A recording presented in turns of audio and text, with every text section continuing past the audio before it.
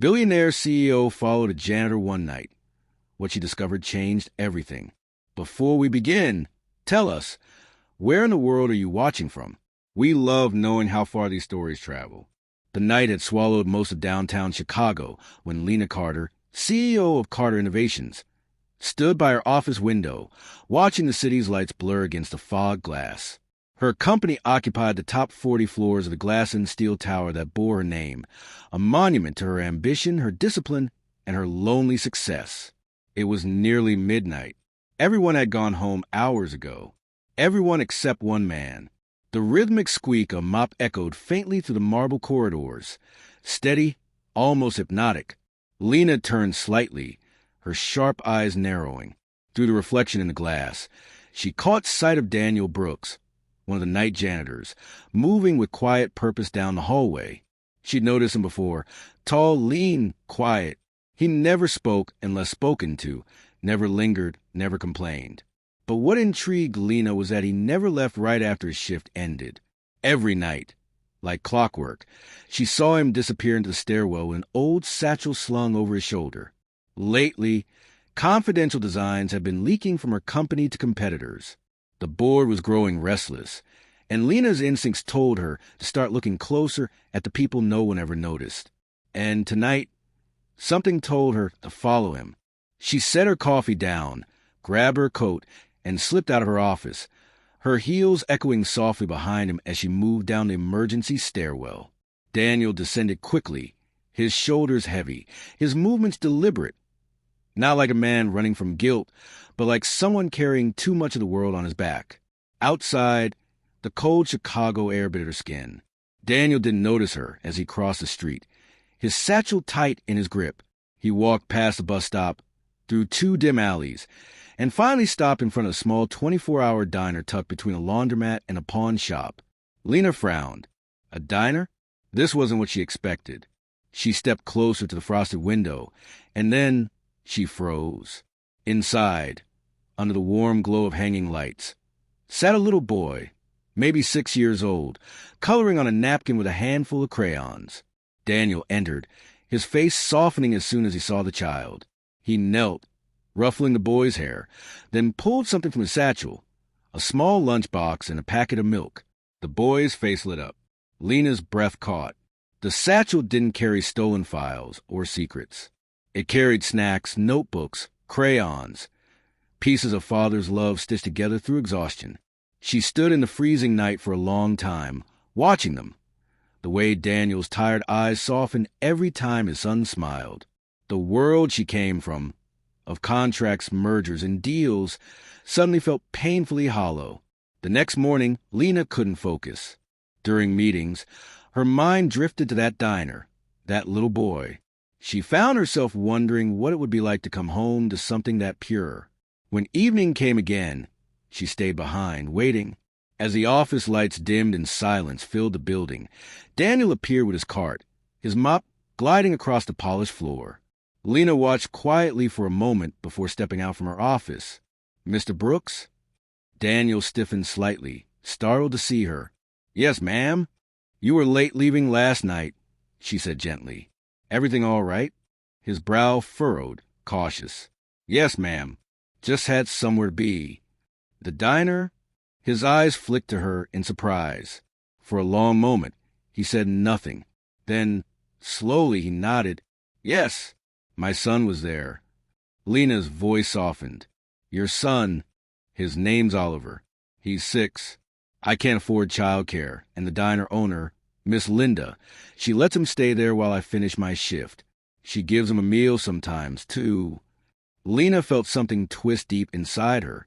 For years, she'd lived by the rule that emotions were weaknesses, luxuries for people who couldn't afford control. But this man's quiet endurance, his dignity in the face of struggle, shattered that rule. "Why not tell HR?" she asked softly. "You could get help." He gave a tired smile. "People like me don't get help, Miss Carter. We just keep moving." She stood there, unable to reply, watching him mop the floor with steady hands as the silence between them deepened. It was near midnight when fate forced her hand again. Lena had returned to the office garage to grab a forgotten file when she heard it, a weak, rattling cough, echoing through the empty space. Her heart jumped. She followed the sound, her heels clacking against concrete until she turned a corner and stopped dead in her tracks. Daniel sat on a bench beneath a flickering light, his son wrapped in a thin blanket, his small face flushed and sweaty. The boy's breathing was shallow, and his little hand clutched at his father's jacket. "Daniel," she whispered, stepping closer. He looked up, startled, guilt flashing in his eyes. I didn't mean for you to see us. He's got a fever. I couldn't leave him alone." Lena knelt down, ignoring the chill of the floor. She touched Oliver's forehead. The heat was alarming. "He needs a doctor. Now." Daniel shook his head. "I can't afford it. And if I miss another shift, they'll cut my hours." Lena didn't hesitate. "Come with me." "What?" I said, "Come with me." "I'm not asking. My driver's outside." For a moment, pride and desperation warred in his eyes. Then he nodded, lifting Oliver carefully into his arms. The hospital smelled like antiseptic and fear.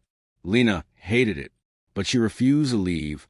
She sat in the waiting room, her nerves wound tight as she watched Daniel through the glass door of the pediatric ward.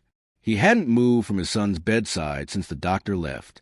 His hand stayed wrapped around the boy's, his face pale with exhaustion and love that words couldn't express.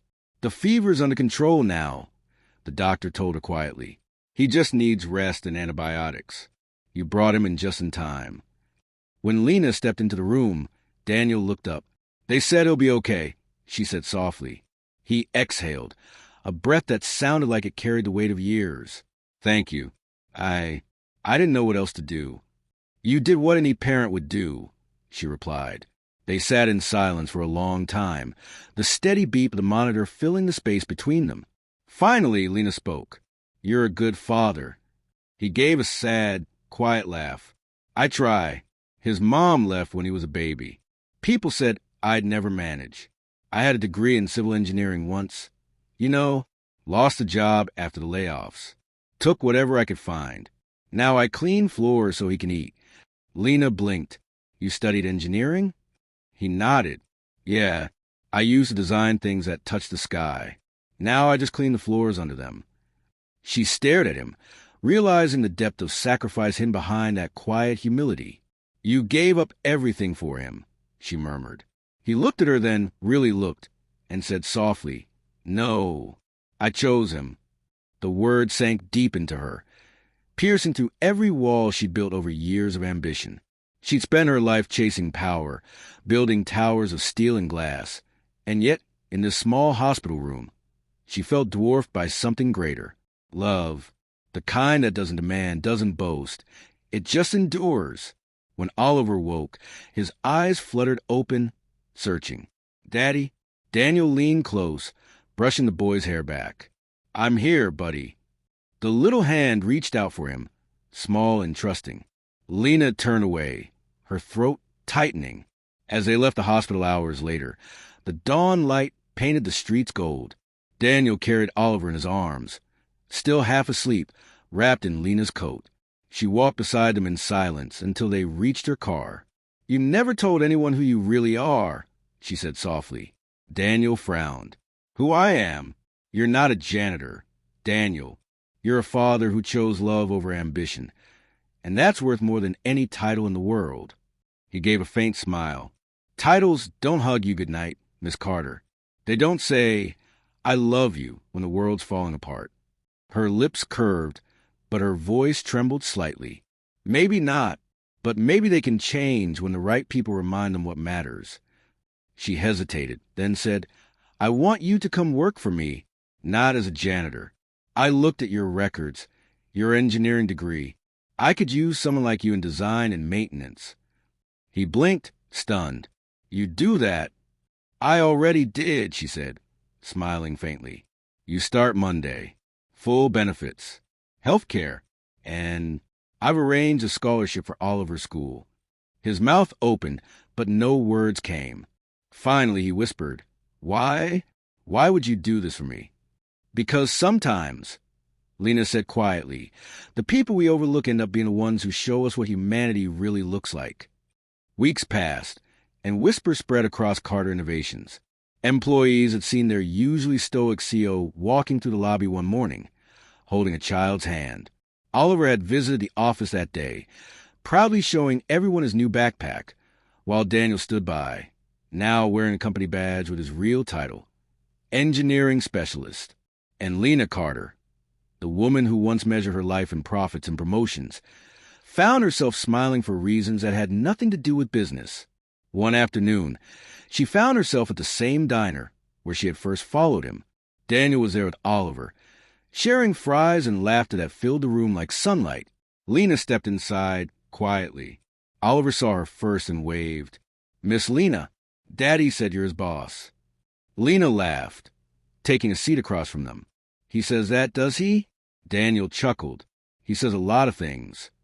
For a while, they simply talked, not as CEO and employee, but as three people bound by something unexpected and beautiful.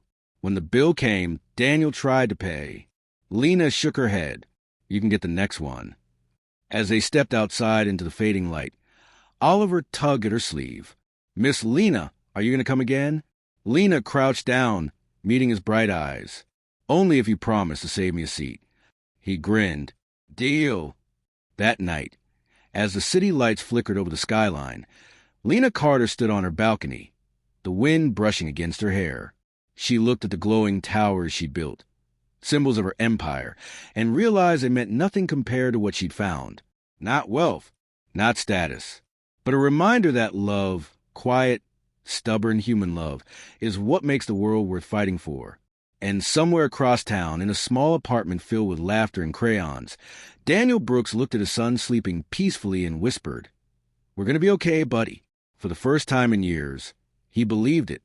Thank you for staying with us through this story of love, sacrifice, and redemption.